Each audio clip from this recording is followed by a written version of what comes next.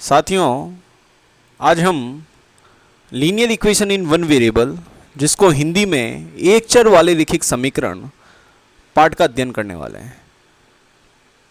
छात्रों, इस वीडियो को लाइक कीजिए, सब्सक्राइब कीजिए और अपने मित्रों के साथ में, विद्यार्थियों के साथ में शेयर कीजिए, ताकि ये फ्री क्लासेस जो चल रही है मैथमेटिक्स की, इसका फ़ायदा अधिक से अधिक स्टूडेंट्स उठा सके। तो विद्यार्थियों, हम इस पाठ को पढ़ने से पहले इस पाठ में दिए गए कुछ शब्दों जैसे चर, रैखिक और समीकरण का अध्ययन करते हैं। विद्यार्थियों, रैखिक का अर्थ है चर की घात अधिकतम 1 होनी चाहिए। विद्यार्थियों, अब प्रश्न उठता है कि चर क्या है। तो विद्यार्थियों, चर अंग्रेजी वर्णमाला के X, Y, Z, A, B, C, P, Q, R, M, N, O, ये जो वर्ण हैं वो सब चर कहलाएंगे। और विद्यार्थियों, चर की जो घात है वो अधिकतम 1 हो सकती है। विद्यार्थियों, अधिकतम 1 है ना। x की घात 2 नहीं होगी, x की घात 3 नहीं होगी, मतलब केवल x या केवल y लिखा होगा, अर्थात उसका मतलब केवल x, y, z का मतलब क्या है। अगर x है तो इसका मतलब x की घात 1 है, y है मतलब y की घात 1 है। अब विद्यार्थियों, तीसरा जो शब्द हमारे सामने है वो है समीकरण। और समीकरण के अंदर 2 पक्ष होते हैं, बाईं ओर होगा वो बायां पक्ष होगा, जो दाईं ओर होगा वो दायां पक्ष होगा, और वो दोनों पक्ष समतुल्य होंगे, अर्थात उनके मध्य में बराबर का चिन्ह दे रखा होगा। उदाहरण के तौर पर अगर हम देखें तो आप देखेंगे कि ये 7x - 5 = 16। अगर हम देखें तो ये x चर है। अगर केवल x दे रखा है, उसके ऊपर कोई घात नहीं दे रखी, मतलब x की घात 1 है, अर्थात x की घात 1 है। और अगर हम देखेंगे तो यहां बायां पक्ष 7x - 5 और दायां पक्ष जो है वो 16 है। दायां पक्ष क्या है? 16 है। तो विद्यार्थियों, अब हम जो है किसी भी समीकरण, रैखिक समीकरण में चर का मान ज्ञात कैसे करते हैं और उस चर के मान को ज्ञात करने के लिए क्या क्या नियमों का अनुकरण करना पड़ेगा, उसका अध्ययन करते हैं। तो विद्यार्थियों, हमें सबसे पहले ये बात ध्यान होना चाहिए कि एक शब्द आता है जिसे हम पक्षांतरण कहते हैं। जब भी हम चर या अचर को बाएं पक्ष से दाएं पक्ष या दाएं पक्ष से बाएं पक्ष, हम कह सकते हैं जब भी एक पक्ष से दूसरी पक्ष में भेजते हैं, या हम कह सकते हैं स्थानांतरित करते हैं, तो उसको हम पक्षांतरण कहते हैं। उसे हम क्या कहते हैं? पक्षांतरण कहते हैं। और पक्षांतरण करने का क्या क्रम होगा, ये अगर हम देखें तो चर के साथ जो भी संक्रियाएं हुई है, चर के साथ जो भी संक्रियाएं हुई है, पक्षांतरण करते वक्त उसी संक्रियाओं का उल्टा क्रम काम में लिया जाता है। इसे समझने के लिए हम कुछ प्रश्न को हल करेंगे। पर विद्यार्थियों, ये बात हमें समझनी है कि अगर हम पक्षांतरण करते हैं तो अगर चर के साथ किसी चीज का योग हो रहा है तो पक्षांतरण करने पर व्यंकलन हो जाएगा, व्यंकलन का योग हो जाएगा, गुणा का भाग हो जाएगा और भाग का गुणा हो जाएगा। आइए हम किसी समीकरण को हल करते हैं। और जैसे हमारे पास समीकरण है 7x - 5। विद्यार्थियों, हमें x का मान ज्ञात करना है। हमें यहाँ पर हम कह सकते हैं कि बाएं पक्ष में -5 की या 7 की आवश्यकता नहीं है। पर विद्यार्थियों, अगर हम देखें तो यहाँ पर x को पहले 7 से गुणा किया गया है और उसके बाद 7x में से 5 को घटाया गया है। तो प्रश्न अगर आप समझिए तो पहले गुणन हुआ है और बाद में व्यवकलन की संक्रिया हुई है। तो जैसा कि हमने नियम में पढ़ा था, जो संक्रिया उल्टा चलेंगे, पहले गुणन हुआ है, बाद में माइनस हुआ है, व्यवकलन हुआ है, तो सबसे पहले हम इस माइनस वाले 5 को हटाने का प्रयत्न करेंगे। और उसके लिए हम क्या करेंगे, ये -5 है, हम यहां अगर बाएं पक्ष में +5 कर दें तो वो -5 और +5 उन जो है वो शून्य हो जाएगा, है ना। तो केवल 7x रह जाएगा। तो हम क्या करते हैं, बाएं पक्ष में 5 जोड़ते हैं। और अगर हमें बाएं पक्ष में 5 जोड़ना है तो दाएं पक्ष में भी 5 जोड़ना होगा। तो इसीलिए हम दोनों पक्षों में 5 जोड़ते हैं। तो 7x - 5 में भी 5 जोड़ा और 16 में भी 5 जोड़ा। तो विद्यार्थियों, इस तरह से हमारे पास -5 और 5 तो शून्य हो गया। तो हमारे पास में बाएं पक्ष में 7 और दाएं पक्ष में 21 रह गया। अब हम अगर हमें देखें तो हमें ज्ञात केवल x करना है और यहाँ 7 से गुणा हो रहा है। तो इस 7 के को न्यूट्रलाइज करने के लिए, इस 7 को हटाने के लिए हम दोनों पक्षों में 7 का विभाजन करते हैं। और जब हम 7 का विभाजन करेंगे तो हमारे पास 7x में जब हम 7 को विभाजित करेंगे तो x आएगा, और 21 को जब हम 7 से विभाजित करेंगे तो 3 आएगा। तो विद्यार्थियों, हमने यहाँ देखा कि हम दोनों पक्ष में कुछ परिवर्तन करते हैं। कभी हमने 5 जोड़ा, यहाँ 7 पर। अब आप इस बात को समझिए कि यहाँ पर हुआ क्या, यहाँ वाला -5 तो हट गया और यहाँ +5 हो गया। अब इसे हम पक्षांतरण विधि से समझते हैं। विद्यार्थियों देखिए, ये वही प्रश्न है, 7x - 5 बराबर 16।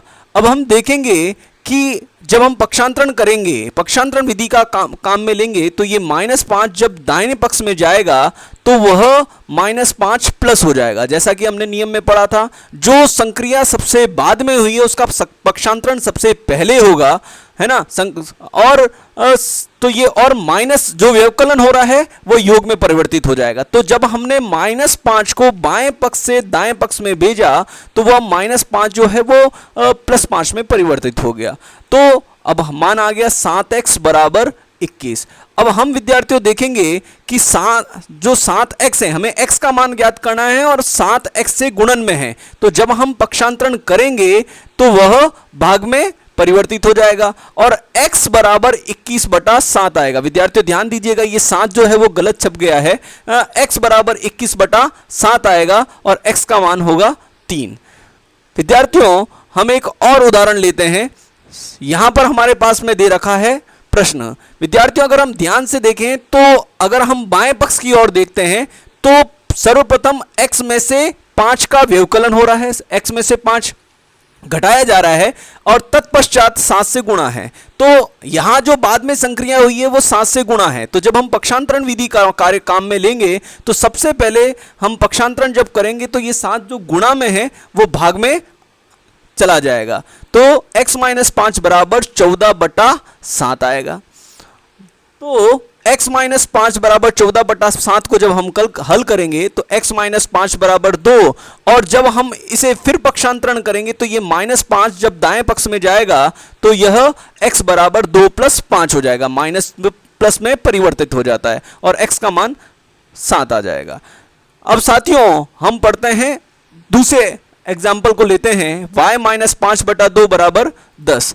साथियों, अगर हम इसमें देखें तो जो y चर है उससे पहले 5 माइनस हो रहा है और उसके बाद 2 से विभाजित हो रहा है। तो हम जो अगर इस प्रश्न में देखेंगे तो बाद की जो संक्रिया है वह यह है कि 2 से विभाजित होना। तो सबसे पहले जो पक्षांतरण होगा वह 2 का होगा और 2 भाग में है, जब वह दाएं पक्ष में जाएगा तो वह 10 से गुणा होगा। तो जब हम इसे हल करेंगे तो y - 5 बराबर 10 × 2, ये 2 जो भाग में है वह गुणा में परिवर्तित हो जाएगा और y - 5 का मान 20 आ जाएगा। 10 × 2 20 हो जाएगा। अब ये जो माइनस हो रहा है वह पक्षांतरण करने पर प्लस में चेंज हो जाएगा और y का मान 25 हो जाएगा।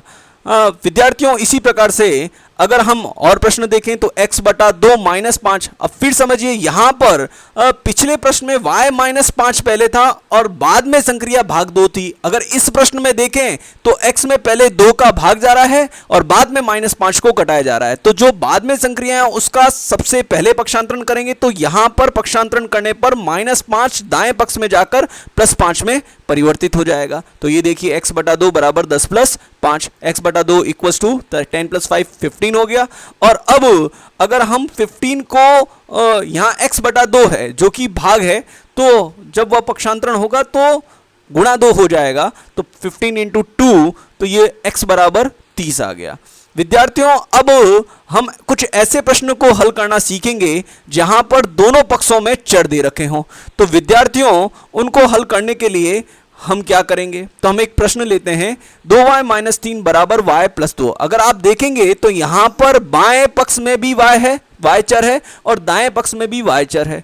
तो ऐसे प्रश्नों में सर्वप्रथम हम कोशिश करेंगे कि चर जो भी हैं उन्हें एक पक्ष में भेज दिया जाए। तो इसके लिए हम जो है y को जो बाएं पक्ष में दाएं पक्ष में दे रखा है उसे बाएं पक्ष में स्थानांतरित कर दिया जाएगा। और अगर आप देखेंगे तो ये प्लस में है, जब इसे बाएं पक्ष में भेजा जाएगा तो वो हो जाएगा 2y - 3, तो ये वैसे ही है, ये +y जो है उधर जाकर क्या हो जाएगा, -y। अब साथियों जब हम इसे हल करेंगे तो 2y में से y हल करने पर क्या हुआ, y आ गया और -3 बराबर 2। अब हम इस -3 को पक्षांतरण करेंगे तो वह दाईं ओर जाकर +3 में परिवर्तित हो जाएगा और y बराबर आ जाएगा 5। अब साथियों हम इसी प्रकार से एक दूसरा उदाहरण लेते हैं जो कि आपकी ही एनसीईआरटी बुक से लिया गया है। 2y बराबर 2y प्लस 5/3 बराबर 26/3 माइनस y। अगर हम देखेंगे तो यहां पर भी बाएं पक्ष और दाएं पक्ष दोनों में y दे रखा है। इसे हल करने के लिए हम वही विधि काम में लेंगे, सभी चरों को एक जगह भेजने का प्रयास करेंगे। तो जब हम इसे हल करेंगे, पक्षांतरण करेंगे तो 2y और ये -y इधर आकर क्या हो जाएगा, +y, और ये +5/3 दाईं ओर जाकर हो जाएगा -5/3। अब साथियों इसे जब हम हल करेंगे तो हमारे पास आएगा 3y बराबर, इसका लसअ 3 ही आएगा और जब हम हल करेंगे तो होगा 26 - 5/3। इसे हल करने पर 3y बराबर 21/3। इसे हल करने पर 3y 21/3 का मान 7 होता है, तो 3y बराबर 7। और इसे हल करेंगे तो यह गुणा हो रहा है, जब पक्षांतरण करेंगे तो यह भाग में चला जाएगा, तो y का मान आएगा 7/3। तो विद्यार्थियों हमने एक चर वाले समीकरणों को हल करना सीखा, उसमें चर का मान ज्ञात करना सीखा, पक्षांतरण विधि को सीखा। अब आप अपनी पुस्तिका के शेष प्रश्न करने का प्रयत्न कीजिए और कहीं पे भी कोई प्रॉब्लम या समस्या आती है तो कमेंट बॉक्स में लिखिए, मैं उसे हल करने की कोशिश करूंगा। ज़्यादा से ज़्यादा वीडियो को लाइक कीजिए, सब्सक्राइब कीजिए और शेयर कीजिए। धन्यवाद।